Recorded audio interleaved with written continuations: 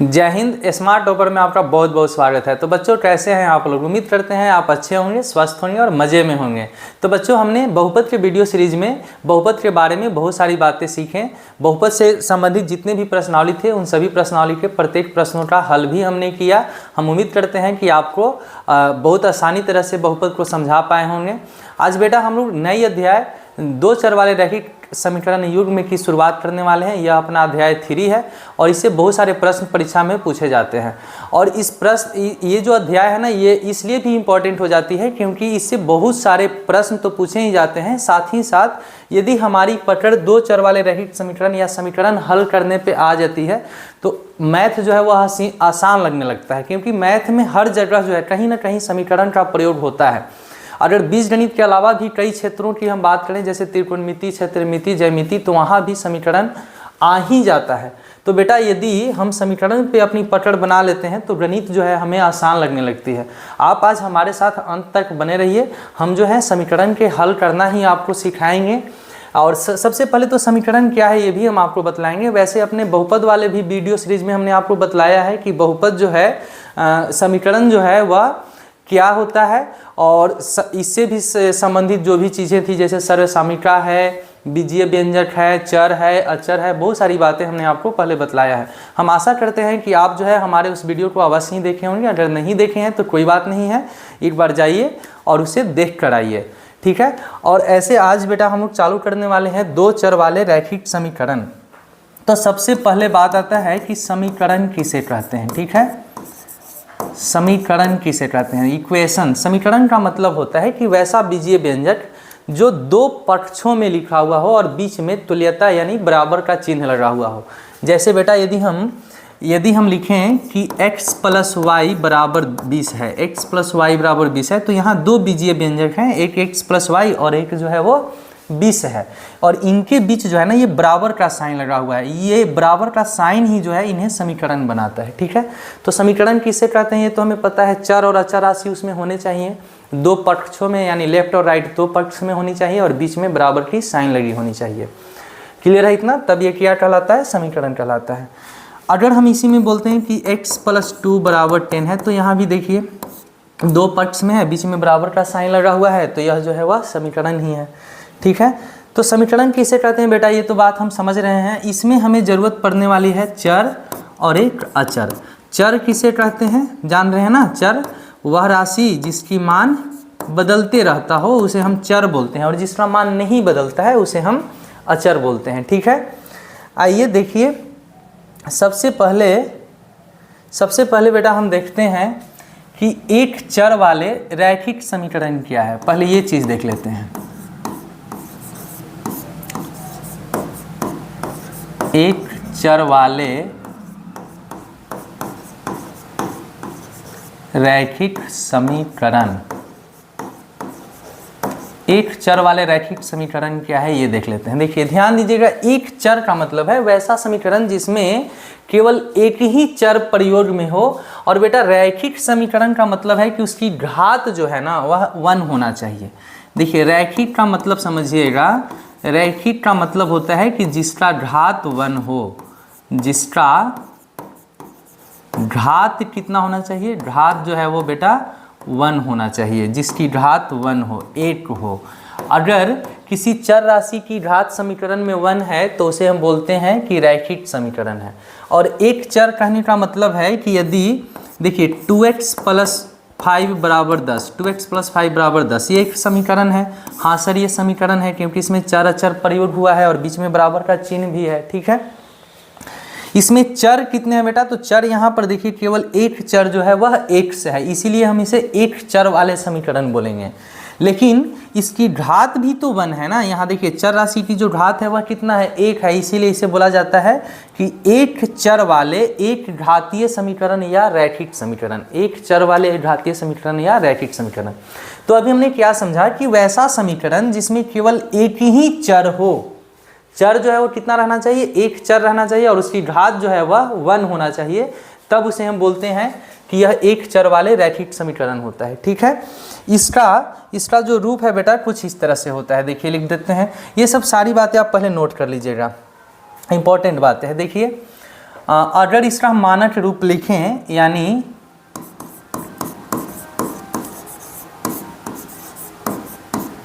एक चर वाले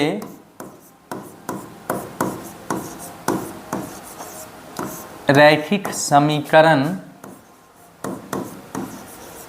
एक चर वाले रैखिक समीकरण का मानक रूप,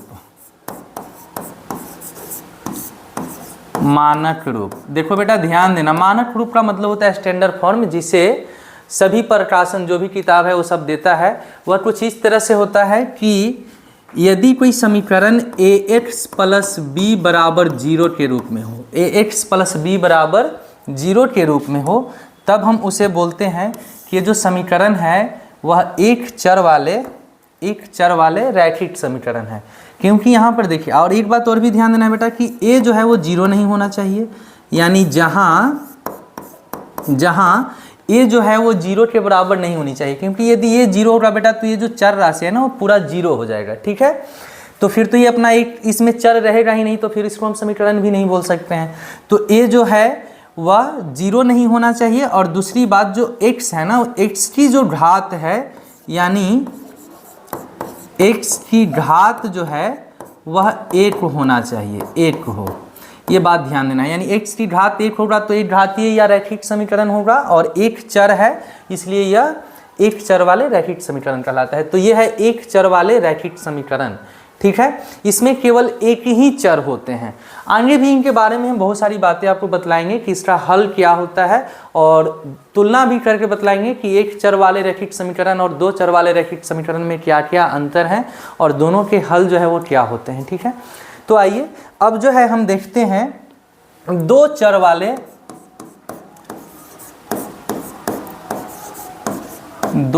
वाले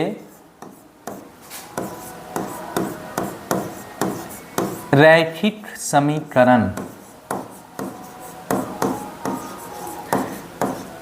बातें एकदम शुरू से स्टार्ट करते हैं बेटा, इसलिए कि आपको कोई जो है वो परेशानी, किसी भी प्रकार की परेशानी नहीं हो। अभी दो चर वाले रैखिक समीकरण देखते हैं, लेकिन हमें जानते हैं हमें पढ़ना है दो चर वाले रैखिक समीकरण युग्म में, तो उस पर भी आएंगे हम। लेकिन सबसे पहले इसे देखते हैं। देखिए, जब दो चर वाले रैखिक समीकरण बोला जा रहा है तो इसका मतलब यही हुआ ना कि वैसा समीकरण जिसमें दो चर प्रयोग में हो, यानी x और y या कोई भी दो चर जो है उनमें होना ही होना चाहिए, और उनकी घात जो है ना वह 1 होना चाहिए, तभी तो वह रैखिक कहलाएगा। रैखिक कहीं भी आप देखते हैं तो इसका मतलब समझना है कि वह एक घातीय समीकरण है। रैखिक का मतलब ही होता है जिसकी घात 1 हो, और दो चर का मतलब क्या हुआ बेटा कि उसमें दो चर प्रयोग में हो, x और y या कोई भी हम ले सकते हैं। वैसे जनरली इसका रूप ऐसे होता है बेटा, ax plus by plus c बराबर 0, ax plus by plus c बराबर 0 होता है। ये जो रूप है वह दो चर वाले रैखिक समीकरण का रूप है, दो चर वाले रैखिक समीकरण। सर ये दो चर वाला क्यों है? क्योंकि इसमें दो चर प्रयोग में हुआ है, एक x और दूसरा जो है वह y। जब समीकरण में दो चर प्रयोग में होते हैं तो उसे हम दो चर वाले समीकरण बोलते हैं। ठीक है, और दूसरी बात कि दोनों जो चर राशि है ना उसकी घात 1 है, तो जब घात 1 है बेटा तो इसको हम बोलेंगे कि ये रैखिक समीकरण है। ठीक है, यहाँ एक बात और भी समझने वाली है कि a जो है ना, जहाँ a and b equal not 0 है, इस बात को ध्यान देना है। a और b दोनों में से कोई यदि 0 हो जाता है तो फिर तो ये मेरा चर राशि ही समाप्त हो जाएगा, तब इसको हम दो चर कैसे बोलेंगे?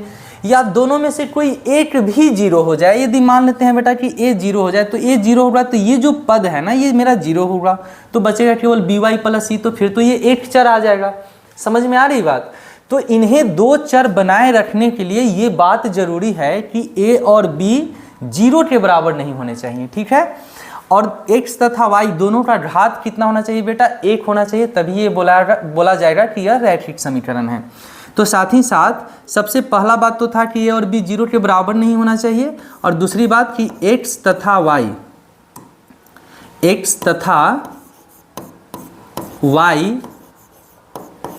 की घात, अधिकतम घात जो है वह कितना होना चाहिए? 1 होना चाहिए।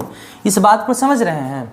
कोई दिक्कत बेटा? यानी a और b जो है वो 0 के बराबर नहीं होनी चाहिए। क्यों नहीं होना चाहिए हमने बतलाया, क्योंकि 0 होगा तो ये चर समाप्त हो जाएंगे तो फिर चर रहेंगे नहीं। दोनों चर को बनाए रखने के लिए a और b 0 नहीं होने चाहिए, और रैखिक बनाए रखने के लिए x और y की जो घात है वह कितना होना चाहिए, 1 होना चाहिए। ठीक है। और एक बात और भी समझ लीजिएगा कि यहाँ a, b और c जो है वो क्या है, अचर राशि है, कोई वास्तविक संख्या है। a, b, c यानी a, b तथा c, a, b तथा c कोई वास्तविक संख्या है, यानी वास्तविक संख्या है, रियल नंबर है बेटा, वास्तविक संख्या है। समझ रहे हैं बात, इस बात को ध्यान दीजिएगा। कहीं भी अगर इस तरह से आप समीकरण लिखे हुए देखते हैं तो समझ जाना है कि सर ये जो समीकरण है दो चर में है और इनकी घात 1 है, इसलिए हम इसे एक घातीय समीकरण भी बोलते हैं। कहीं कहीं ये भी लिखा हुआ रहता है कि दो चर वाले एक घातीय समीकरण, या फिर आपको यह मिलेगा कि दो चर वाले रैखिक समीकरण। तो घबराना नहीं है, रैखिक और एक घातीय दोनों जो है वह बराबर होता है। तो दो चर वाले रैखिक समीकरण का रूप इस तरह से होता है। ठीक है, आइए कुछ इसका भी हम एग्जाम्पल लेते हैं। यानी यदि हमारे पास कुछ ऐसे रहे कि x प्लस वाई बराबर 10 है, x प्लस वाई बराबर 10। ठीक है, तो आप यहाँ पर देखिए कितने चर इसमें है, तो सर इसमें दो चर हैं, x और y। ठीक है, दोनों की घात कितना है, तो दोनों की घात सर 1 है। तो जब दोनों की घात 1 है, दो चर है, तो इसको हम बोलेंगे कि दो चर वाले एक घातीय समीकरण, एक घातीय या रैखिक, दोनों एक ही बात होता है बेटा, ये घबराना नहीं है, रैखिक समीकरण। समझ पा रहे हैं बात, यानी दो चर वाले एक घातीय या रैखिक समीकरण इसको बोलेंगे। अगर बेटा हम इसमें यदि आपको ऐसे बोल दें कि 2x प्लस वाई स्क्वायर बराबर 20 है, क्या यह समीकरण दो चर में है, तो हाँ सर दो चर में है, लेकिन क्या यह रैखिक है, ये घातीय है, तो नहीं सर ये घातीय नहीं है, क्योंकि इसकी घात जो है ना वो 2 है, तो फिर ये घातीय समीकरण तो होगा नहीं। तो ये ऐसा नहीं होना चाहिए। तो हम उम्मीद करते हैं बेटा कि आप ये बात तो समझ रहे होंगे कि दो चर वाले रैखिक समीकरण कहने का मतलब क्या है। समीकरण दो चर में होनी चाहिए और दोनों जो चर हैं उनकी घात जो है वो कितना होना चाहिए, 1 होना चाहिए। ठीक है, आइए अब उसके बाद हम समीकरण के हल के बात करते हैं। समीकरण के हल जो है ना उसको देखते हैं। सबसे पहले बेटा हम समझते हैं कि समीकरण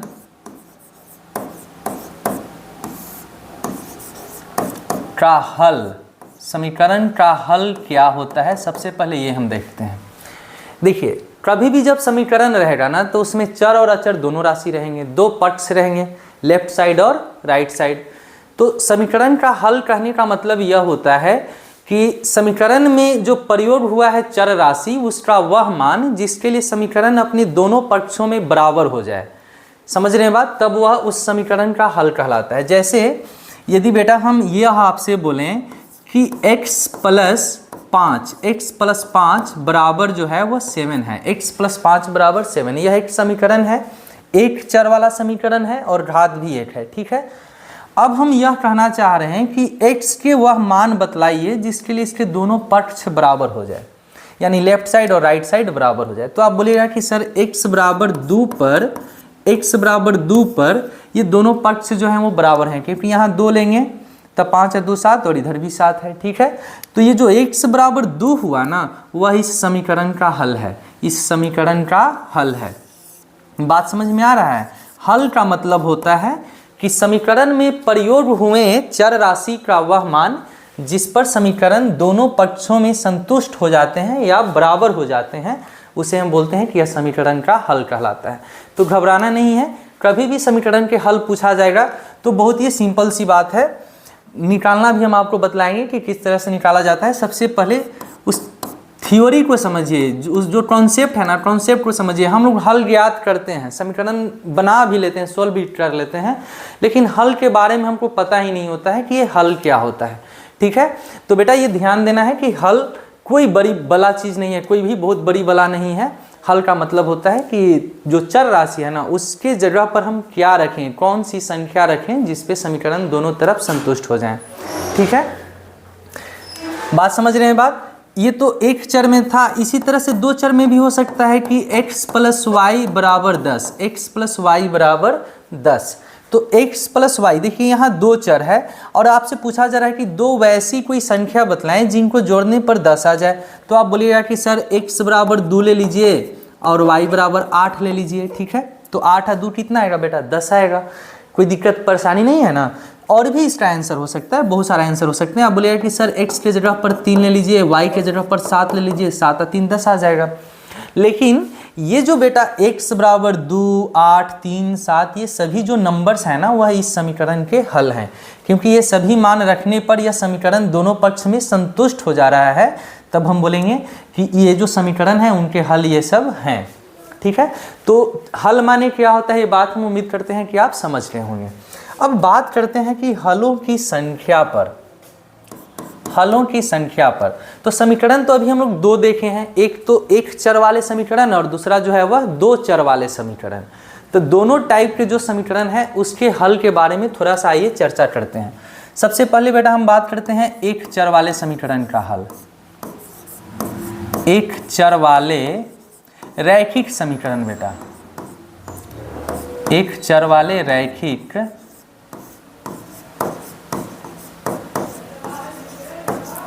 समीकरण का हल। देखिए ये हम इसलिए बतला रहे हैं शुरुआत से बेटा कि आपको परेशानी नहीं हो। हम चाहते तो डायरेक्ट दो चर वाले रैखिक समीकरण युग में जो हमें पढ़ना है वहाँ पे हम आते हैं, लेकिन वहाँ पे जाने से परेशानी थोड़ा सा ये होगी कि जब आप चीज़ें शुरुआत से नहीं समझते हैं ना तो फिर मज़ा नहीं आता है। जो फील आनी चाहिए अंदर कि नहीं हमें एकदम कॉन्फिडेंस है कि इस चीज़ को हम समझ रहे हैं, वो नहीं मिल पाता है हमें। तो यही इसी वजह से बेटा हम जो है आपको एकदम जीरो से शुरुआत कर रहे हैं कि आप समझने का प्रयत्न कीजिए। आप जब चीज़ों को शुरू से समझते हैं ना तो गणित आपको एकदम आसान लगने लगेगा, ठीक है। तो आइए देखिए एक चर वाले रैखिक समीकरण के कितने हल होंगे उस पे ज़रा हम लोग चर्चा कर लेते हैं। बेटा एक अपने पास समीकरण है x प्लस 5 बराबर 15 है, x प्लस 5 बराबर 15 है, ठीक है। तो हल का मतलब क्या होता है कि सर चर राशि के जगह पर कोई संख्या रखिए जिसके लिए पूरी तरह से संतुष्ट हो जाएं, ठीक है। तो बेटा यदि हम आपसे बोलें कि ये जो x है ना, x के जगह पर आप 10 रखिए, x के जगह पर 10 रखिए, ठीक है। तो जैसे ही आप x के जगह पर 10 रखते हैं तो 10 और 5 कितना होता है, 15 होता है, यानी ये दोनों तरफ बराबर है। तो x बराबर 10 जो है वह इसका हल है, ठीक है। लेकिन बेटा यदि हम बोलेंगे कि x बराबर आप 5 रखिए, x बराबर आप 5 रखिए, तो x बराबर 5 रखिएगा तो सर ये 5 प्लस 5 कितना होने वाला है, 10 होने वाला है। तो यानी इधर तो 10 मिलेगा लेकिन इधर क्या है 15, इधर 10 और इधर 15, बतलाइए तो ये बराबर है, गलत स्टेटमेंट हो जाएगा ना, ये गलत स्टेटमेंट है। यानी x बराबर 5 इसका हल नहीं है, लेकिन x बराबर 10 जब रखते हैं तो इसका हल हो जाता है, ठीक है। तो क्या इस समीकरण में 10 के अलावा, x के जगह पर 10 के अलावा कोई दूसरा नंबर हम रखेंगे तो उसकी हल की संभावना है क्या, आपको लगता है? आपको लगता है बेटा हमने कहा कि 5 में कौन सी संख्या जोड़ें कि ये 15 के बराबर हो जाए, 5 में कौन सी संख्या जोड़ें कि ये 15 के बराबर हो जाए। तो आप बोलिएगा कि सर ये तो बहुत आसान बात है, यहाँ पे आप 10 जोड़ दीजिए, ठीक है। लेकिन क्या इन 10 के अलावा हम बोलते हैं कि नहीं हमें 10 नहीं जोड़ना है, हमें 10 नहीं जोड़ना है, 10 के जगह पे कोई और दूसरा आप बतलाइए। तो 10 के जगह पे कोई भी ऐसा संख्या दुनिया में है जिसको हम 5 में जोड़ेंगे तो 15 हो जाएगा, बतलाइए, नहीं है ना। यानी हम यह कह सकते हैं कि ये जो समीकरण है उसका केवल एक हल है और वह जो है वह 10 है, ठीक है। तो बेटा देखिए ध्यान दीजिएगा, एक बात हम समझ रहे हैं यहाँ पर कि जो एक चर वाले समीकरण होते हैं ना, रैखिक समीकरण, बार बार जब हम यहाँ समीकरण बोल रहे होंगे तो इस बात को ध्यान दीजिएगा कि ये रैखिक समीकरण के बारे में बोली जा रही है, यानी एक घातीय समीकरण की हम चर्चा कर रहे हैं, द्विघातीय की हम चर्चा नहीं कर रहे हैं। अगली अध्याय में हमें द्विघातीय समीकरण भी पढ़ना है, वहाँ भी द्विघातीय समीकरण को देखेंगे। लेकिन अभी हमें यह समझना है बेटा कि सर जब भी अगर समीकरण बोल रहे हैं तो एक घातीय समीकरण बोल रहे हैं, तो एक घातीय समीकरण होता है ना बेटा, उसका हल केवल एक होता है। इस बात को एकदम पकड़ लीजिएगा कि एक एक चर वाले एक घातीय समीकरण यानी रैखिक समीकरण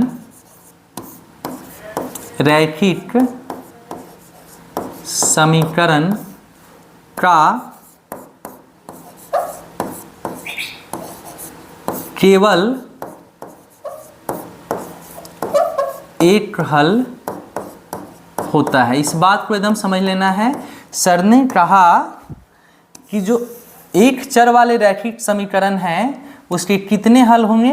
केवल एक हल होंगे। इस बात को ध्यान देना है, केवल एक हल होगा बेटा। अगर कोई समीकरण एक चर में है और एक घातीय है तो यानी ये जो समीकरण है ना इसका हल केवल 10 है। यानी इस समीकरण का हल जो है वह x बराबर 10 है।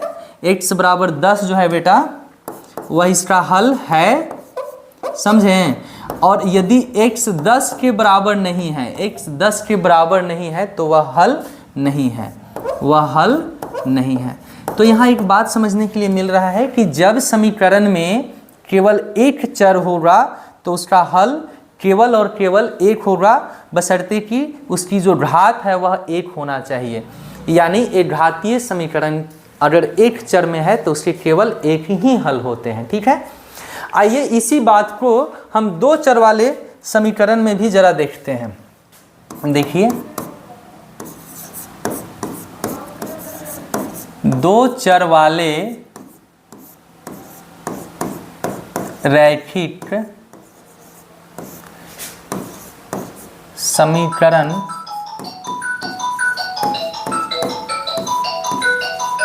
का हल। कॉल आ रहा है बेटा थोड़ा सा। हाँ बेटा, तो देखिए दो चर वाले रैखिक समीकरण का हल, यानी हल कहने का मतलब है कि यदि कोई समीकरण दो चर में रहेगा, जैसे x प्लस वाई बराबर 10 है अपने पास, x प्लस वाई बराबर 10 है, ठीक है। तो x प्लस वाई बराबर 10 यानी दो चर हैं और ये रैखिक समीकरण है, तो इसके कितने हल होंगे? यानी x और y का वह मान बतलाना है, सोचना है जो इस समीकरण को संतुष्ट कर रहा होगा। तो आप क्या बतलाइएगा कि सर x के जगह पर यदि हम 5 लेते हैं, x बराबर यदि हम 5 लेते हैं तो हमें y बराबर भी 5 लेना होगा। समझ रहे हैं बात? क्योंकि ये 5 और 5 कितना हो जाएगा? 10, यानी दोनों तरफ दोनों पक्षों को ये संतुष्ट कर रहा है, ठीक है। तो एक तो हल यह हुआ। दूसरी बात, यदि हम बोलें कि x के जगह पर सर ये 1 ले लें तो y बराबर कितना हो लेना होगा? 9, क्योंकि 1 और 9 कितना होता है? 10। तो इसी समीकरण का एक ये भी हल है। समझ रहे हैं बात? यदि बेटा हम बोलें कि x बराबर 0 ले लीजिए तो आप बोलिएगा कि सर y बराबर 10 ले लीजिए। 0 और 10 भी जोड़ेंगे तो कितना आएगा? 10 ही आएगा। समझ रहे हैं बात? यदि हम बोलें कि x बराबर -5 ले लेते हैं तो y बराबर 15 ले लेंगे। 15 में से 5 माइनस होगा तो कितना बचेगा? 10 ही बचेगा। तो बेटा इस तरह से हम देख पा रहे हैं कि जब हमारे पास दो चर हैं और वह रैखिक समीकरण है तो इसके हलों की संख्या अनंत है। ये नहीं सोचिएगा कि सर इसका आंसर बस इतना ही सा है, नहीं, इसमें बहुत सारे हल हैं। अगर x के जगह पर हम 100 ले लें, 100 ले लें, तो y जो है वो -90 ले लेंगे तो 100 में से 90 जाएगा, तो भी उस स्थिति में भी हमें 10 मिलने वाला है, ठीक है।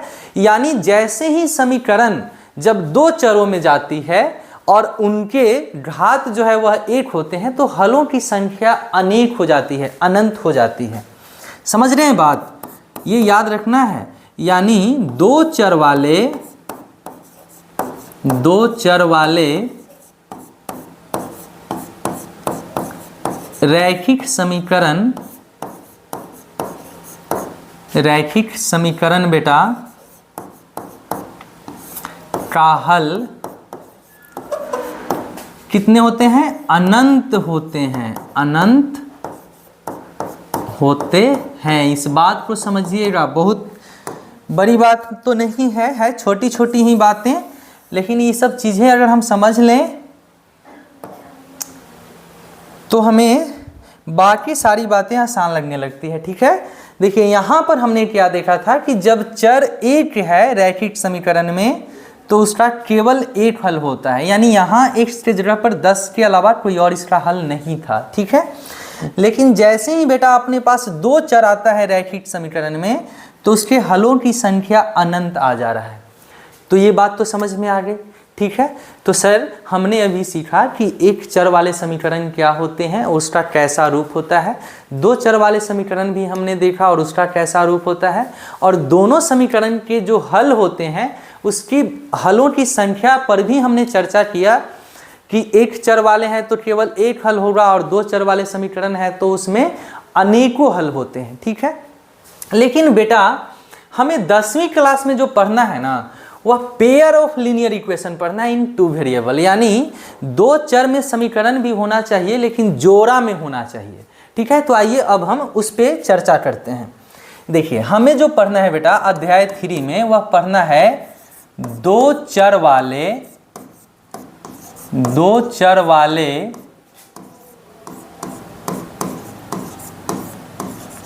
रैखिक समीकरण युग्म, दो चर वाले रैखिक समीकरण युग्म, ये चीज पढ़ना है बेटा। समझ रहे हैं बात? युग्म माने जोड़ा होता है, युग्म का मतलब क्या होता है? जोड़ा, समझे? जोड़ा माने दो चीज होना चाहिए। जैसे 8 हमारे पास जोड़ा में है, 2 8 है, हाथ भी अपने पास जोड़ा में है, 2 हाथ है। तो जब दो चीजें रहते हैं ना, एक ही चीज जब दो प्रकार से, यानी दो चीज यदि आपके पास रहे, जैसे देखिए ध्यान दीजिए, हाथ अपने पास 2 है, पैर अपने पास 2 है, जूता भी हम जोड़ा में ही पहनते हैं, ठीक है। तो जोड़ा का मतलब होता है जिसमें दो चीजें हो। तो यहाँ ये जो जोड़ा है ना वह रैखिक समीकरण का जोड़ा है, रैखिक समीकरण का जोड़ा। समझ रहे हैं बात? रैखिक समीकरण के जोड़ा का मतलब वो भी क्या है? दो चर वाले रैखिक समीकरण। तो दो चर वाले रैखिक समीकरण यहाँ पे देखे हैं ना बेटा, ये दो चर वाले रैखिक समीकरण हैं और इनका रूप भी हम आपको बतलाए थे कि जो दो चर वाले रैखिक समीकरण हैं उनका रूप कैसा होता है? ax plus by plus c होता है। ये इसमें दो चर थे। अगर बेटा हम ऐसा दो समीकरण ले लेना, ऐसा यदि हम दो समीकरण ले लें तो वही कहलाता है दो चर वाले रैखिक समीकरण युग्म। क्या कहलाता है? दो चर वाले रैखिक समीकरण युग्म। और यही हमें पढ़ना भी है। तो आइए समझते हैं। यदि बेटा हम ले लें a1x plus b1y plus c बराबर 0, ठीक है। ध्यान दीजिएगा, a1x plus b1y plus c बराबर 0। इसमें सर चर कितने हैं? दो हैं, x और y, दो चर हैं। दोनों की घात कितना है? तो सर एक घात है, तो इसको बोलेंगे दो चर वाले एक घातीय समीकरण या रैखिक समीकरण, ठीक है। अगर इसी में हम एक और समीकरण ले लें जो a2x plus b2y plus c2 बराबर 0 के रूप में हो, यहाँ c1 दे दीजिएगा तो ज़्यादा अच्छा रहेगा, ठीक है। तो यदि बेटा हम दो चर वाले रैखिक समीकरण को दो बार लिख देते हैं, यानी दो समीकरण ले लेते हैं वैसा ही, तब वह बन जाता है दो चर वाले रैखिक समीकरण युग्म, ठीक है। ये तो ध्यान दीजिएगा इस बात को, यहाँ दो समीकरण होना चाहिए। और एक बात ध्यान दीजिए कि इसमें a1, इसमें बेटा a1 b1 और a2 b2 इक्वल नॉट 0 होना चाहिए। इस बात को ध्यान देना है। क्यों नहीं होना चाहिए बेटा? क्योंकि अगर a1 b1 a2 b2 में कोई भी 0 होगा, अगर इसमें a1 0 हो जाए तो मेरा x 0 हो जाएगा, तो फिर ये एक चर में बचेगा। समझ रहे हैं बात? इसी प्रकार ये जो चारों अचर राशि है a1 b1 a2 b2, इनको जो है वो 0 के बराबर नहीं होना है। 0 के अलावा ये कुछ भी रहे चलेगा, निगेटिव में भी चलेंगे, पॉजिटिव में भी चलेंगे, बस इन्हें 0 नहीं होना है, ठीक है। समझ रहे हैं बात? और ये जो चर राशि है इन सभी का घात जो है वह कितना होना चाहिए? 1 होना चाहिए। तो ये दो चर वाले रैखिक समीकरण युग्म का ये मानक रूप है, स्टैंडर्ड फॉर्म है। ये इसी रूप में होते हैं a1x plus b1y plus c1 बराबर 0 और a2x plus b2y plus c2 बराबर 0, ठीक है। आइए थोड़ा इसको और हम समझते हैं। यदि बेटा हम इस तरह से लिखें कोई समीकरण कि x प्लस y बराबर 10, और एक और समीकरण है अपने पास x प्लस y बराबर x माइनस y बराबर मान लेते हैं कि ये 6 है, ठीक है। तो अपने पास दो समीकरण है बेटा, x प्लस y बराबर 10 और x माइनस y बराबर 6। दोनों दो चर वाले रैखिक समीकरण हैं। अब ये दोनों समीकरण को जब हम एक साथ इकट्ठे बात करते हैं ना, तो ये बन जाता है दो चर वाले रैखिक समीकरण युग्म। यानी इनको हम क्या बोलेंगे बेटा, इनको हम बोलेंगे, क्या बोलेंगे बतलाइए, इनको बोलेंगे दो चर वाले रैखिक समीकरण युग्म। समझ रहे हैं बात? युग्म क्यों बोले? युग्म माने जोड़ा होता है। तो दो समीकरण अपने पास है ना, इसीलिए इसको हम बोलते हैं कि ये युग्म में है, यानी जोड़ा में है, और ये दोनों दो चर वाले रैखिक समीकरण है। ठीक है, अब बेटा समझने वाली बात यह है कि जब समीकरण हमारे पास एक चर में था तो उसके हलों की संख्या जो है वह एक थी। ठीक है, एक ही थी ना। आज जब दो चर में आया तो वहां पर हलों की संख्या जो है वह अनंत हुआ। ठीक है, समझ पा रहे हैं बात? जैसे यदि बेटा हम बोले थे कि x + 2 बराबर 10 है, x + 2 बराबर 10 है, तो वह एक चर में है। क्या है बेटा? एक चर में समीकरण है, एक चर में। समझ रहे हैं बात? जब एक चर में है तो हल केवल एक है, x बराबर 8, यानी x के जगह पर केवल 8 लेंगे तभी तो इसका हल होगा। क्लियर है इतना? दोनों तरफ से संतुष्ट होगा। तो जब समीकरण एक चर में थी तो हल केवल एक था। हलों की संख्या इसमें कितना है बाबू? हलों की जो संख्या है वह बेटा केवल एक है। ठीक है, लेकिन जैसे ही हम दो चर में लिए, जैसे x + y बराबर 10 ले लें, x + y बराबर 10, तो इसमें हलों की संख्या अनंत है। x के जगह पर 1 तो y के जगह पर 9, 9 और 1 10 होता है। अगर ये 2 लेंगे तो 2 और 8 10 होता है। अगर ये 5 लेंगे तो 5 और 5 10 होता है। अनंत है, यानी इसमें जो हलों की संख्या है वह क्या है? अनंत है। बात समझ रहे हैं? लेकिन बेटा, लेकिन अगर दो चर वाले हम दो समीकरण ले लें इकट्ठे, यानी एक ही साथ हम ले लें कि x + y बराबर 10 भी होनी चाहिए और x - y बराबर 6 भी होना चाहिए, x - y बराबर 6 भी होना चाहिए। समझ रहे हैं बात? यानी अब x और y का वैसा मान बतलाइए जो ये दोनों समीकरण को संतुष्ट करता हो। समझ में आ रही बात? अगर हम अकेले इसकी चर्चा करें, केवल अकेले ये समीकरण 1 जो है, नाम दे देते हैं ये समीकरण 1 है और ये समीकरण 2 है। ठीक है, तो जब हम अकेले इस समीकरण की बात करें तो इसमें हलों की संख्या अनंत है। क्यों अनंत है सर? क्योंकि दो चर हैं, और दो चर कभी भी रहता है तो हलों की संख्या कितना हो जाती है? अनंत हो जाती है। ये इनका भी यदि हम अकेले बात करें तो बहुत सारे हल हैं। अरे बेटा, दो संख्याओं का अंतर 6 ही होना चाहिए ना। अगर x हम 8 ले लें, y 2 ले लें माइनस में, तो 8 में से 2 जाएगा तो 6 बचेगा। सर केवल यही आंसर है? नहीं, और भी आंसर है। यदि x हम 12 ले लें और y 6 घटा दें तो 12 में से 6 जाएगा तो 6 बचेगा। समझ में आ रही बात? यदि बेटा x के जगह पर हम 20 ले लें और y जो है वो -14 ले लें तो x में से y जाएगा, यानी वहाँ भी हमको 6 ही बचने वाला है। तो यदि देखा जाए तो स्वतंत्र रूप से जब ये अकेले थे तो इनके भी अनंत हल थे, जब ये अकेले हैं तो इनको भी अनंत हल है। लेकिन बेटा अब हमें क्या पढ़ना है ना कि ये दोनों को इकट्ठे पढ़ना है, यानी x और y का वह मान बतलाइए जिसमें ये दोनों संतुष्ट हो जाएं। तो अगर देखिए तो यहाँ हम बोले कि x बराबर आप 8 ले लीजिए और y बराबर 2 ले लीजिए। ठीक है, तो क्या देखने के लिए हमें मिलता है कि 8 और 2 10 भी हो जाता है, यानी समीकरण 1 संतुष्ट है ये वाला हल से। ठीक है, यदि हम यही हल इसमें भी रखें, x बराबर 8 और y बराबर -2 यहाँ होगा, तो 8 में से 2 जाएगा तो 6 बचेगा। यानी बेटा ये जो हल है ना, ये दोनों को संतुष्ट कर रहा है। ठीक है, लेकिन बेटा यदि हम बोलें कि आप 6 और 4 ले लीजिए, 6 और 4, तो बेटा x यदि 6 लेंगे, y जो है वो 4 लेंगे, तो 6 और 4 10, इसका तो हल है। लेकिन यहाँ 6 और 4 लेंगे तो 6 में से 4 जाएगा तो 6 नहीं ना बचेगा, यानी इसका हल नहीं है।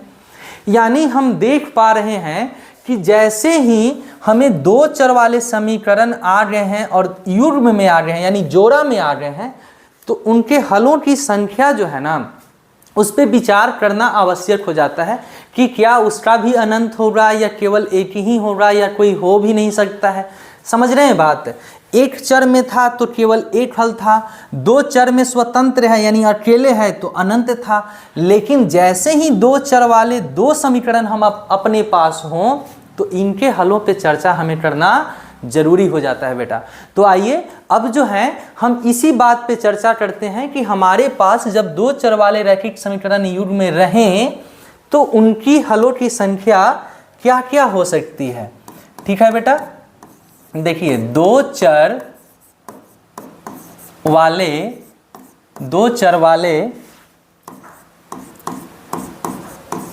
रैखिक समीकरण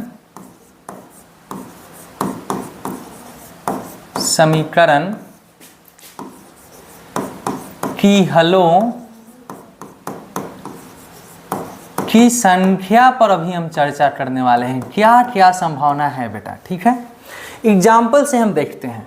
सबसे पहले एक हम एग्जाम्पल दे रहे हैं बेटा, अपने पास है, देखिए ध्यान दीजिएगा। अपने पास समीकरण है x + y = 10 और x - y = 6 ले लेते हैं। ठीक है, ये एक प्रश्न है, इसमें हल कितने हैं, यानी ये दोनों जो समीकरण है ना इनके कितने हल हैं, जरा उस पर हम चर्चा करते हैं। ठीक है, घबराना नहीं है, जो बच्चे जानते हैं ना वो भी मेरे साथ जुड़े रहिए। आप निकालना जानते हैं आप देख के बतला दीजिएगा कि सर इसका केवल एक हल है, लेकिन बेटा उस चीज़ों को समझना है हमें, एकदम शुरुआत से समझना है, एकदम फील ला लेना है, यहाँ पर दिल में इसको समा लेना है। तो उसके लिए बेटा हमें एकदम शुरुआत से समझना जरूरी है।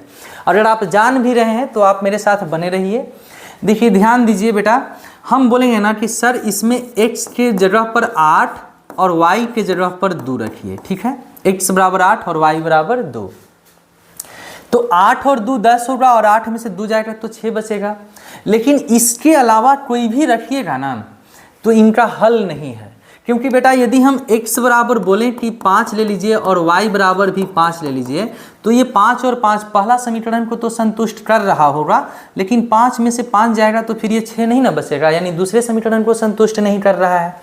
अगर हम ऐसा ले लें कि x = 16 ले लेते हैं और y = 6 ले लेते हैं, y बराबर या 10 ले लेते हैं, y = 10, तो बेटा x के जगह पर 16 और y के जगह पर 6 रखेंगे तो जो समीकरण 2 है अपना ये तो संतुष्ट है। लेकिन अगर समीकरण 1 में हम यहाँ 16 और 10 रखें तो 16 और 10 तो होगा नहीं, यानी जो इनका हल है वह इनका हल नहीं है और जो ई भाई साहब का हल है वह इनका हल नहीं है।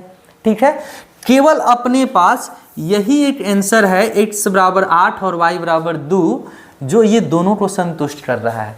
इनके अलावे दुनिया में कोई भी ऐसा नंबर नहीं है जो ये दोनों समीकरण को एक ही बार में संतुष्ट करे। ठीक है, तो यहाँ पे हमें देखने के लिए मिल रहा है कि ये जो समीकरण दिया हुआ है, समीकरण निकाय, ये जो समीकरण दिया हुआ है ना इसका केवल एक हल है, केवल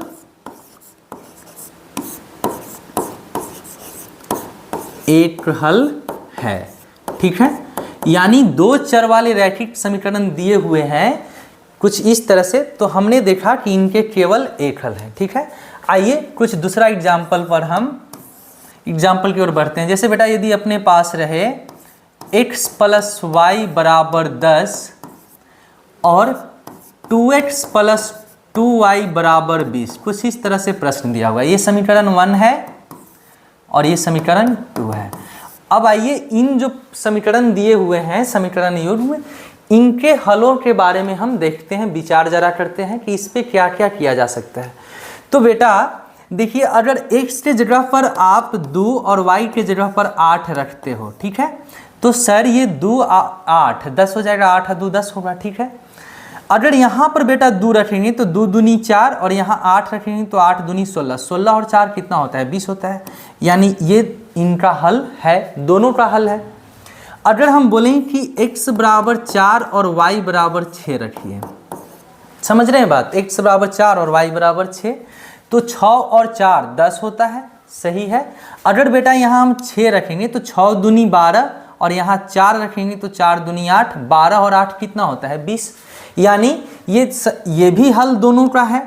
ठीक है, इसी तरह यदि बोले बेटा हम कि x = 10 रखिए और y = 0 रखिए, ठीक है, तो जब x हम 10 रखते हैं और y 0, तो 10 और 0 10 होता है, यानी पहला जो समीकरण है उसको तो ये हल कर रहा है, यानी हल है, संतुष्ट है। यदि हम दूसरे समीकरण में x बराबर 10 और y बराबर 0 रखते हैं तो 10 दूनी 20 और यहाँ 0 रखेंगे बेटा तो ये तो 0 हो जाएगा, तो 20 में 0 जोड़ेंगे तो 20 ही रहने वाला है, यानी ये जो हल है ये दोनों समीकरण का हल है। इस प्रकार बेटा हम इसको पाते हैं ना कि अनेकों हल हैं, केवल इतना ही हल इसका नहीं है, ये दोनों समीकरण को हल करने के लिए अपने पास अनेकों हल हैं। अगर हम बोलें कि x बराबर आप 100 ले लीजिए और y बराबर -90 ले लीजिए, ठीक है, तो 100 में से 90 घटेगा तो ये कितना बचेगा 10, यानी समीकरण 1 संतुष्ट है। यदि यहाँ भी बेटा हम 100 रखें तो देखिए 2 × 100 अब प्लस 2 × -90, ठीक है। अब यहाँ देखिए तो 100 में 2 से गुना कीजिएगा तो ये कितना आएगा 200, अब प्लस माइनस माइनस 90 में 2 से गुना करेंगे तो 180। अब बेटा 200 में से 180 जाएगा तो हमें कितना मिल रहा है 20 ही मिल रहा है ना, यानी ये हल समीकरण 1 और समीकरण 2 दोनों को संतुष्ट कर रहा है, ठीक है। तो हम क्या देख पा रहे हैं, हम देख पा रहे हैं बेटा कि यहाँ पर जो समीकरण है इसका अनेक हल है। क्या है? अनेक हल है, अनेक हल है बेटा, ठीक है। यानी दो चर वाले समीकरण युग्म में ही एक हल की भी संभावना है, अनेक हल होने की भी संभावना है। आइए कुछ तीसरा एग्जाम्पल भी हम लोग ले लेते हैं। बेटा यदि अपने पास ऐसा रहे कि x + y बराबर 10 है और x + y बराबर 15 है, समझ रहे हैं बात, ये समीकरण 1 है और ये समीकरण 2 है। जरा ये जो दोनों समीकरण दिया हुआ है इसको गौर से देखिए और समझने का प्रयत्न कीजिए। बेटा ये दोनों समीकरण दो चर में है, दोनों एक घातीय समीकरण है, ठीक है। लेकिन अगर हम समीकरण 1 की हल के बारे में चर्चा करें, अब मान लेते हैं कि x अपने पास 8 है तो y 2 लेना पड़ेगा। हाँ सर 8 और 2 10 तो हो जाएगा, लेकिन 8 और 2 कभी 15 होगा क्या? नहीं होगा ना। यानी आप जो समीकरण 1 का हल ढूंढ रहे हो वो समीकरण 1 का तो हल है, लेकिन वह 2 को संतुष्ट कर ही नहीं सकता है। वैसे भी हम आपसे बोलें कि कोई दो ऐसी संख्या बतलाएं जिसके जोड़ने पर 10 भी हो और 15 भी हो। आप बोलिएगा कि सर ये कैसी मजाक आप कर रहे हैं, कभी भी ऐसा दो संख्या हो सकता है जिसको जोड़ें तो एक बार जोड़ने पर 10 आए और दूसरी बार जोड़ने पर 15 है, कभी ऐसा हो सकता है?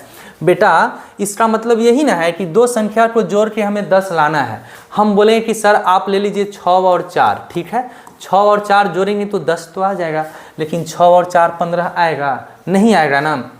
उसी प्रकार से बेटा यदि हम आपको कहें कि x बराबर आप 10 ले लीजिए और y बराबर 5 ले लीजिए, जी सर बहुत अच्छी बात है, 10 और 5 लेंगे तो ये 15 तो होगा, लेकिन 10 और 5 10 तो नहीं ना होगा। यानी हम क्या देख रहे हैं कि ये जो समीकरण 1 है इनका जो हल है वह समीकरण 2 का हल नहीं है, और जो 2 का हल है वह समीकरण 1 का हल नहीं है। लेकिन बेटा दो चर वाले रैखिक समीकरण की हलों की संख्या के बारे में जब हम विचार कर रहे हैं तो इसका मतलब क्या होता है कि दोनों जो समीकरण हैं उन दोनों समीकरण को एक साथ इकट्ठे हल जो यानी जो संतुष्ट कर देता है वही ना उसका हल कहलाता है। तो आप बतलाइए तो यहाँ पर इसका एक भी हल है क्या? एक भी हल नहीं है बेटा। यानी हम क्या लिखेंगे कि इसका कोई भी हल नहीं है, कोई हल नहीं है, कोई हल नहीं है, ठीक है। यानी हमने देखा कि जब हमारे पास दो चर वाले रैखिक समीकरण युग्म में यानी जोड़ा के रूप में दिए हुए हों तो उसके हलों की संख्या 3 प्रकार से हो सकती है। 3 प्रकार से मतलब 3 प्रकार के हो सकते हैं। एक तो वे दोनों समीकरण ऐसा होंगे जिनका केवल एक हल होगा, या दूसरा ऐसे भी समीकरण युग्म में होंगे जिनके अनेकों हल होंगे, और एक और ऐसे भी समीकरण युग्म में होंगे जिनकी हल एक भी नहीं होगी, ठीक है। तो ये तो हम अभी आपको फिल कराने का कोशिश किए हैं कि समीकरण जब दो चर में दिए हुए रहें और युग्म में यानी दो समीकरण आपको दिए हुए रहें तो उसके हल के बारे में आप क्या क्या चर्चा कर सकते हैं, क्या विचार कर सकते हैं, क्या सोच सकते हैं, ठीक है। लेकिन बेटा इसको जो है ना आप पहचान सकते हैं कि कब जो है वह केवल एक हल होगा, कब जो है वह अनेक हल होगा और कब जो है वह कोई हल नहीं होगा। आइए उसको भी हम बतला देते हैं आपको। सबसे पहले बेटा हम लिख लेते हैं कि अपने पास जो समीकरण है वह a1x plus b1y plus c1 बराबर 0 और दूसरा जो है वह a2x plus b2y plus c2 बराबर 0 है। दो समीकरण अपने पास यदि दिए हुए हैं, ठीक है, दो समीकरण अपने पास दिए हुए हैं, तो सबसे पहला स्थिति होता है यदि a1 बाई a2 बराबर नहीं हो b1 बाई b2, बराबर नहीं हो b1 बाई b2, तो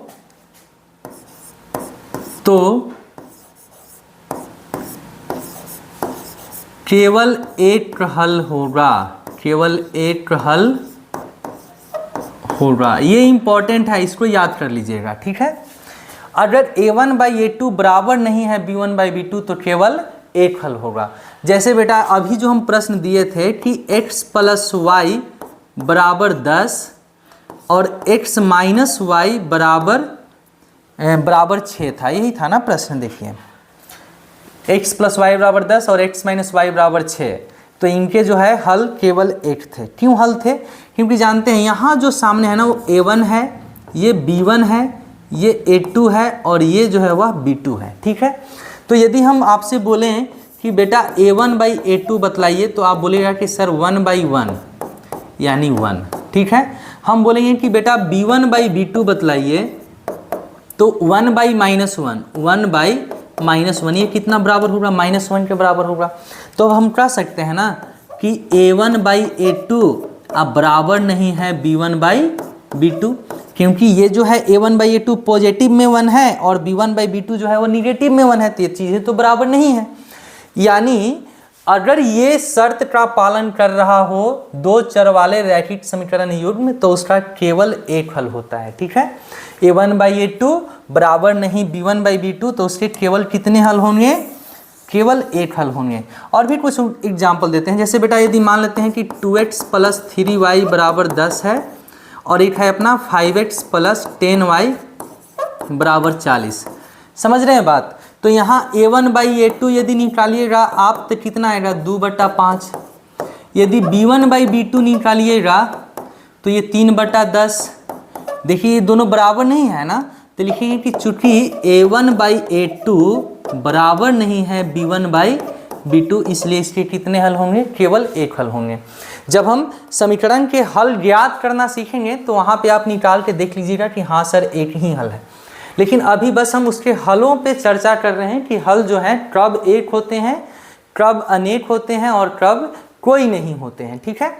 तो यदि कोई समीकरण इस रूप में है तो यदि उनका a1 बाई a2 बराबर नहीं है b1 बाई b2 तो उनको बोलते हैं कि केवल एक हल होगा। समझ रहे हैं बात? केवल एक हल होगा।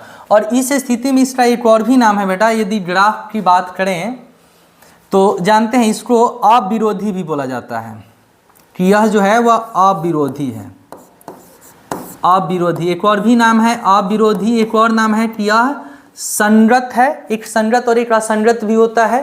तो ये अविरोधी है, यह संगत है और इसकी जो ग्राफ बनता है ना वह प्रतिच्छेदी बनता है। ग्राफ प्रतिच्छेदी बनता है, प्रतिच्छेदी ग्राफ होता है बेटा। अब ये ग्राफ जो है ना वो जब ग्राफ पढ़ाएंगे तो वहाँ पे हम आपको बतलाएंगे कि प्रतिच्छेदी ग्राफ क्या है। यानी जानते हैं ये जो ग्राफ है ना उसका कुछ ऐसे होता है बेटा। समझ रहे हैं बात? ऐसे भी दो चर वाले रैखिक समीकरण का ग्राफ एक सीधी रेखा होता है।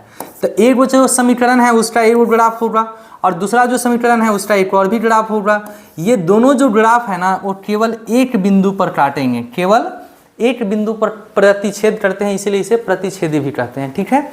तो हमने देखा कि यदि दो चर वाले समीकरण इस तरह से हों और उनमें यह शर्त की पालन हो रहा हो तो उसका केवल एक हल होता है। इसे अविरोधी, संगत या प्रतिच्छेदी, अद्वितीय हल भी बोला जाता है बेटा। ये ध्यान दीजिएगा, अद्वितीय हल, अद्वितीय हल। अद्वितीय का मतलब कोई दूसरा हल नहीं, यानी केवल एक हल। तो केवल एक हल होने का शर्त क्या है, ये है। और इसकी ग्राफ जो है वो कैसा होता है, प्रतिच्छेदी होता है। ठीक है, आइए दूसरा देखते हैं। अगर बेटा अपने पास ऐसा हो जाए कि a1/a2 बराबर b1/b2 बराबर c1/c2 हो जाए, बराबर c1/c2 हो जाए। ठीक है, जब ये हो जाएगा ना, तब इसका अनेक हल होता है, अनेक हल होगा। समझ पा रहे हैं बात, कितने हल होगा, अनेक हल। देखिए यहाँ जो हम एग्जाम्पल दिए थे इसमें अनेक हल था। ये जो समीकरण दिए थे x + y = 10 और 2x + 2y = 20, उसके कितने हल थे, तो बेटा अनेक हल थे। आइए देखिए तो जरा यहाँ पर हम ले लेते हैं वही x + y = 10 और 2x + 2y = 20 है। ठीक है, तो a1/a2 यहाँ a1 b1 c1, ये a2 b2 c2 है। यदि हम आपसे बोलें कि आप a1/a2 बतलाइए, तो आप क्या बतलाइएगा कि सर 1/2 है। ठीक है, बहुत अच्छा। b1/b2 बतलाइए, तो b1/b2 कितना है, ये भी 1/2 है। हम पूछेंगे कि c1/c2 बतलाइए, तो आप बोलिएगा कि सर c1 10 है और c2 20 है, तो ये भी कैंसिल होगा, तो 1/2 ही होगा। तो देखिए तो a1/a2 बराबर है b1/b2, अब बराबर है c1/c2, है ना। सभी किसके बराबर हैं, 1/2 के ही बराबर है। तो जब दो चर वाले रैखिक समीकरण युग्म कुछ इस तरह से दिए हुए रहें कि उनमें a1/a2 बराबर b1/b2 बराबर c1/c2 हो, तो उनके हलों की संख्या कितनी होती है, अनेक हल होती है। ठीक है, हलों की संख्या कितनी होती है बेटा, अनेक हल होते हैं उसमें।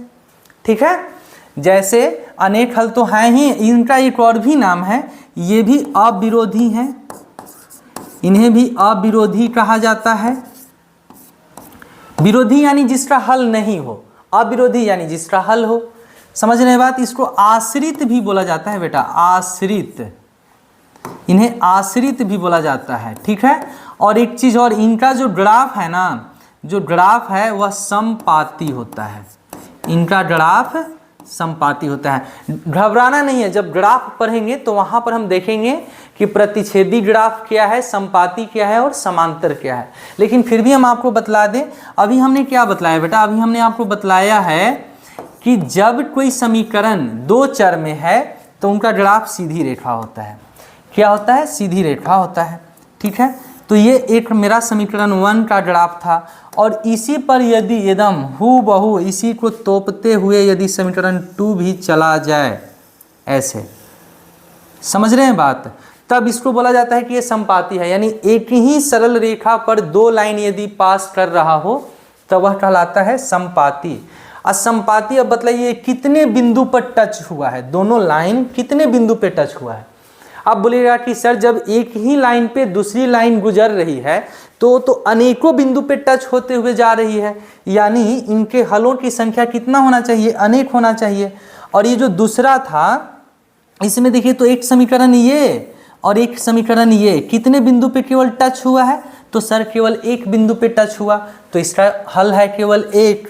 ठीक है, एक और भी स्थिति थी बेटा अपने पास, तीसरा स्थिति, आइए उसको भी देख लेते हैं। तीसरा है कि यदि, तीसरा है बेटा कि यदि a1/a2 बराबर b1/b2 अब बराबर नहीं हो c1/c2। ठीक है, बराबर नहीं हो c1/c2 तो कोई हल नहीं होता है, तो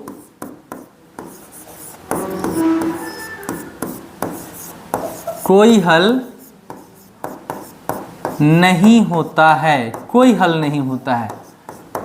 ध्यान दीजिएगा, कोई हल नहीं होता है। इसको फिर हम क्या बोलेंगे, एक और नाम है इसको विरोधी बोलेंगे, विरोधी, विरोधी बोलेंगे। और इनका जो ग्राफ है वह समांतर होता है, ग्राफ जो है वह समांतर। और एक बात और भी ध्यान दीजिएगा, ये असंगत भी होते हैं, असंगत होते हैं, जिनका हल ही नहीं होता है उसे हम असंगत बोलते हैं। यहाँ ये क्या था, अविरोधी था, और ये भी क्या था बेटा, अविरोधी था। ठीक है, देखिए इसको जरा समझते हैं। सबसे पहले ये जो एग्जाम्पल है अपना, ये ध्यान दीजिए, ये जो एग्जाम्पल है बेटा x प्लस वाई बराबर 10 और x प्लस वाई बराबर 15, इसमें हमने क्या बतलाया था कि सर इसमें कोई हल नहीं होने वाले हैं। ठीक है, तो आइए वही एग्जाम्पल हम लेकर फिर से हम आपको समझा रहे हैं। यदि बेटा अपने पास रहे x प्लस वाई बराबर 10, ठीक है, और x प्लस वाई बराबर 20 भी रहे, हम आपसे पूछें कि आप a1/a2 बतलाइए, a1/a2, तो देखिए यहाँ 1 है, यहाँ 1 है, तो a1/a2 1/1 यानी 1 है। ठीक है, हम आपसे बोले बेटा कि b1/b2 बतलाइए, b1/b2 बतलाइए, तो b1/b2 आप क्या बतलाइएगा कि सर जो b1 है ये 1 है और b2 भी 1 है, तो ये भी 1 है। बहुत अच्छी बात। हम पूछें बेटा कि आप c1/c2 जरा बतलाइए देखकर, तो सर ये 10/20 है, 10/20, और 10/20 किसके बराबर होता है, 1/2 के बराबर होता है।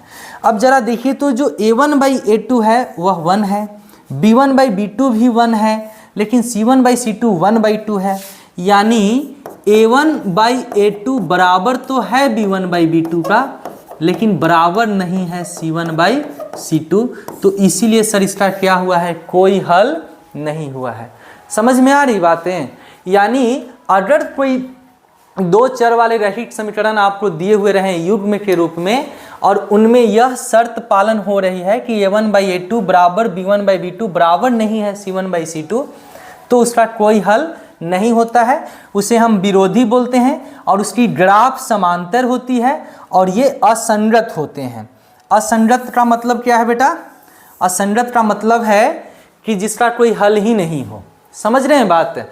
अब इनका जो जरा ग्राफ देखेंगे हम, तो जानते हैं इनका ग्राफ कुछ ऐसे होता है। आइए समझ लीजिए, यानी अगर हम ऐसे बना दें, ऐसे बना दें, देखिए एक ग्राफ मेरा ये है।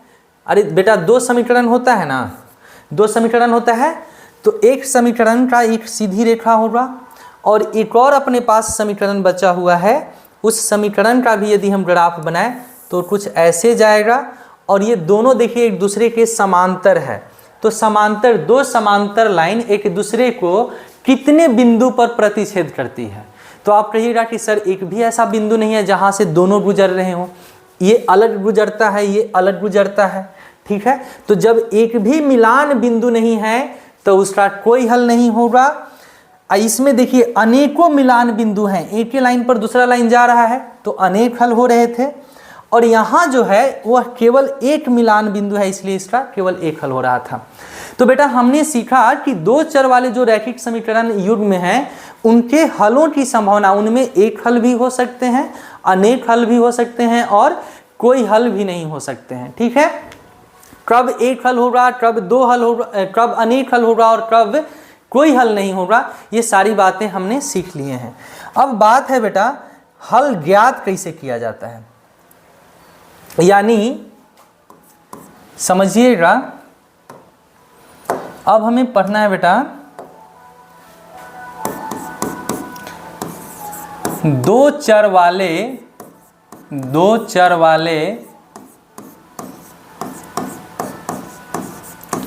रैखिक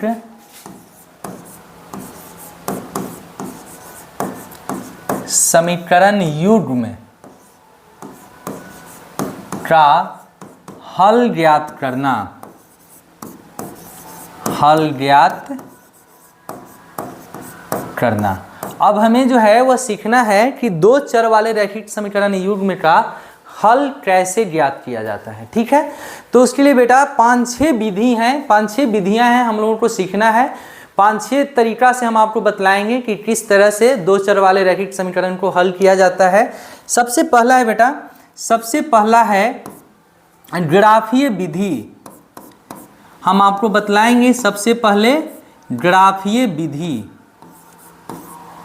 ग्राफीय विधि बतलाएंगे बेटा। सबसे पहले बतलाएंगे ग्राफीय विधि, ग्राफिकल मेथड होता है, ग्राफिकल मेथड। दूसरा जो है वह है विलोपन विधि, विलोपन या लुप्तीकरण भी इसको बोलते हैं। लुप्तीकरण विधि बहुत फेमस विधि है बेटा यह। एलिमिनेशन मेथड,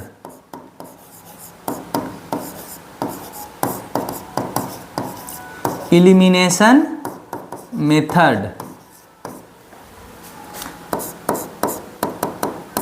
और तीसरा है बेटा प्रतिस्थापन विधि, प्रतिस्थापन विधि, सब्स्टिट्यूशन, बाय सब्स्टिट्यूशन मेथड। और एक और विधि है ब्रज गुणन विधि, ब्रज गुणन विधि, ब्रज गुणन विधि। By cross multiplication, cross multiplication method, by cross multiplication method. ठीक है। एक और भी विधि अपने पास है बेटा, वह है तुलनात्मक विधि, तुलनात्मक विधि, तुलनात्मक विधि। ये होता है comparison,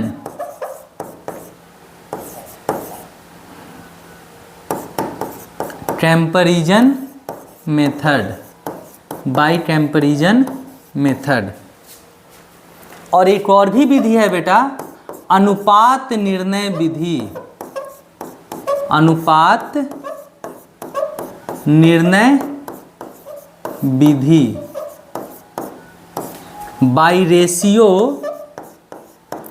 bye ratio determining, determining, डिटरमिनेटिंग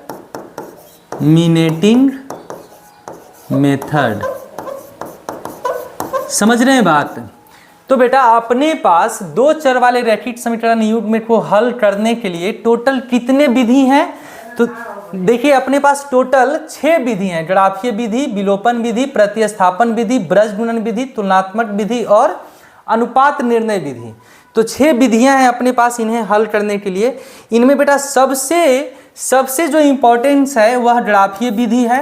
ये 5 नंबर के प्रश्न पूछे जाते हैं, स्टेट बोर्ड में भी हो या सेंटर बोर्ड में भी हो, इससे 5 नंबर के एक प्रश्न पूछे जाते हैं। ग्राफीय विधि क्या है ये हम लोग सेपरेट वीडियो में पढ़ेंगे कि ग्राफ कैसे, यानी दो चर वाले रैखिक समीकरण युग्म का ग्राफ किस तरह से बनाया जाता है और किस प्रकार के होते हैं।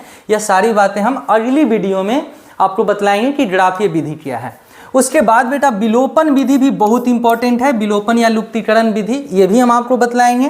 प्रतिस्थापन विधि भी प्रमुख है और ब्रजगुणन विधि भी प्रमुख है। ये दोनों विधि जो है ना वह ज़्यादा इंपॉर्टेंट नहीं है, लेकिन फिर भी हम आपको ये दोनों विधि भी आपको बतलाएंगे कि किस प्रकार से इन विधि के द्वारा दो चर वाले रैखिक समीकरण का हल ज्ञात किया जाता है।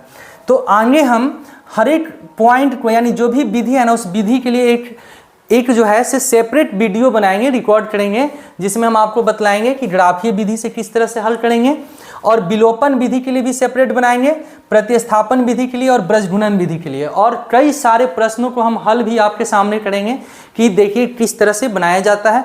आपको बहुत आसानी से हम सिखला देंगे कि किस तरह से बेटा दो चर वाले रैखिक समीकरण का हल ज्ञात किया जाता है। ठीक है, तो आज हमने बेटा सबसे पहले सीखा कि समीकरण क्या है, और समीकरण में दो चीज़ों की जरूरत होती है, चर और अचर की, वो भी बातें हमने आपको बतला दिया।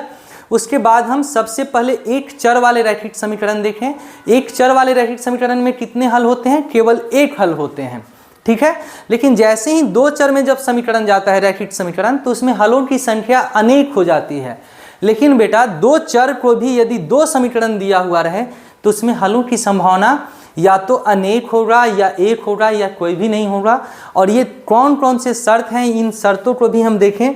देखिए जो शर्त था ना बेटा, ये जो 3 शर्त था अपने पास, ये शर्त बहुत इंपॉर्टेंट हैं क्योंकि इनसे बहुत सारे प्रश्न पूछे जाते हैं। ऑब्जेक्टिव जो प्रश्न है ना वो उसमें ज़्यादातर प्रश्न यही शर्त के अनुसार पूछा जाता है और बनाए जाते हैं। तो ये भी इससे संबंधित भी प्रश्न हम आपको बतलाएंगे। बेटा अब जो है अगले वीडियो में हम लोग क्या सीखने वाले हैं बताइए। तो अगले वीडियो में बेटा हम ग्राफीय विधि द्वारा दो चर वाले रैखिक समीकरण को हल ज्ञात करना सीखेंगे। आप मेरे साथ इसी तरह से बने रहिएगा और आप मेरे चैनल को लाइक, सब्सक्राइब और शेयर अवश्य कीजिए। अपने दोस्तों से भी बतलाइए और अपने दोस्तों के साथ भी इस वीडियो को शेयर कीजिए ताकि उनको भी सीखने के लिए मिले। हम आसान से आसान भाषा में बेटा आपको पूरी तरह से समझाने का प्रयत्न करेंगे। बेटा आप हमारे साथ इसी तरह से बने रहिएगा। मिलते हैं अगले वीडियो में। ग्राफ सीखेंगे बनाने के लिए, बहुत इंपॉर्टेंट है क्योंकि उससे 5 नंबर के प्रश्न एकदम नेसेसरी पूछे जाते हैं। तो अगले वीडियो में हम लोग ग्राफ ही बनाएंगे। मिलते हैं अगले वीडियो में, तब तक के लिए धन्यवाद। जय हिंद।